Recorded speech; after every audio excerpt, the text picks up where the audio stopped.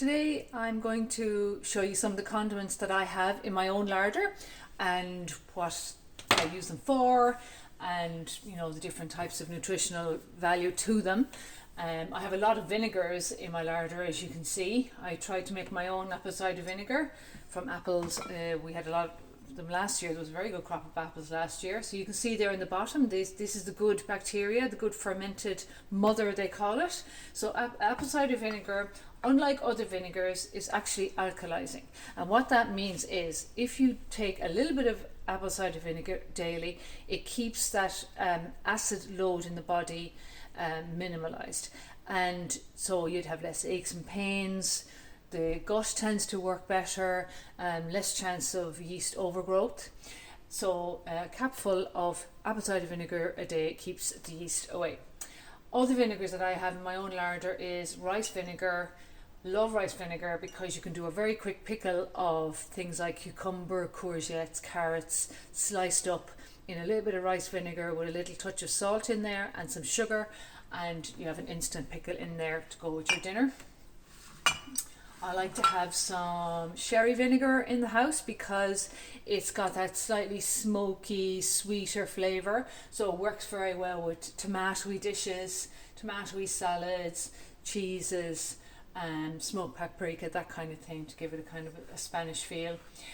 Balsamic vinegar is a big favourite in our house, and you can either have a kind of a thicker, syrupy, reduced balsamic vinegar on the shelf, or the thinner ones, and these all work really well, like they do on the Mediterranean, where any dressing you see when you go into a restaurant is literally just balsamic vinegar and extra virgin olive oil. So you can just sprinkle that on your salad and off you go. Other vinegars that you would have in the house would be like red wine vinegar, white wine vinegar. Use in moderation. Things like malt vinegar, think of that as it's from the wheat family, so if you're wheat intolerant you would be trying to avoid the malt vinegars. So what else do I have on my shelf here? I have pomegranate molasses. Become very popular over the last few years. It's used a lot in Middle Eastern cooking.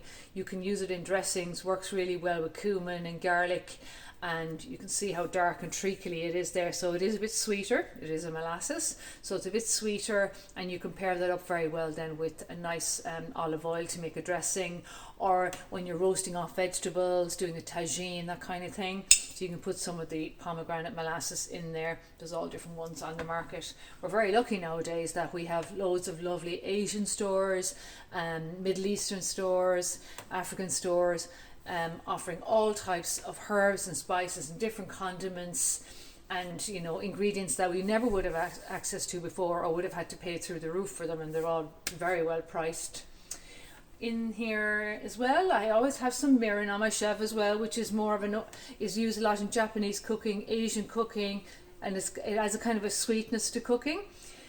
So mirin, and then that works really well then with tamari, which would be the Japanese version of soya sauce. So watch out with your soya sauces because they are very salty. So take for example this light soya sauce here that I have, and it has light, so that means that it's lighter in salt, but that bottle alone has 6.5 teaspoons of salt in there. So if you're watching your salt intake and your blood pressure, be careful of how you're exposing yourself to salt in your dressings and condiments. And there's a little wasp flying around here, which I'm going to try and not annoy because we need to mind the pollinators. What else do I have here? I also wanted to show you comparing the sugar levels in things like sriracha. Everybody's using sriracha nowadays as a nice chili hit to your food, whether you're using it in the cooking or afterwards on your cooking.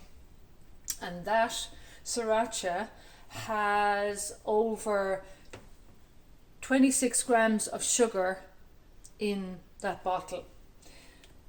And to compare, about a quarter of that bottle actually is sugar, whereas about an eighth of your ketchup is sugar. So sriracha is actually sweeter than the ketchup that we would all be using as a condiment on our dinner. And sweet chili, everybody's using sweet chili nowadays. There's loads of different ones on the market, and sweet chili, the clues in the name, would be at least 1/4 sugar, depending on the brand that you're buying, so use sparingly in your cooking. And in terms of sugars, for any of you, a lot of you I'm sure are doing pickling and making jams and chutneys and all sorts of things, and you know that at least a quarter of whatever recipe you're using is going to have sugar in it. So that is going to be pushing up your blood sugar levels. So if you're having things like jams and condiments and spreads like that, just use them sparingly so that you're watching your blood sugar levels.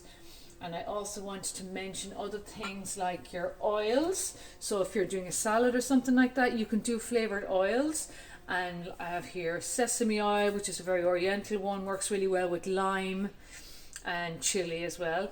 And the roasted walnut oil here. So if you like that nutty kind of flavour, a sprinkle of that on your salad or even on your dinner as well. Some people use flax oil to finish off their meal, especially if they have skin conditions and they're trying to rehydrate their skin. And then in cooking, in terms of olive oils, so people get a bit confused about their olive oil. So you have extra virgin olive oil, which is when you don't cook, and that's what you use in a dressing, like with your balsamic vinegar.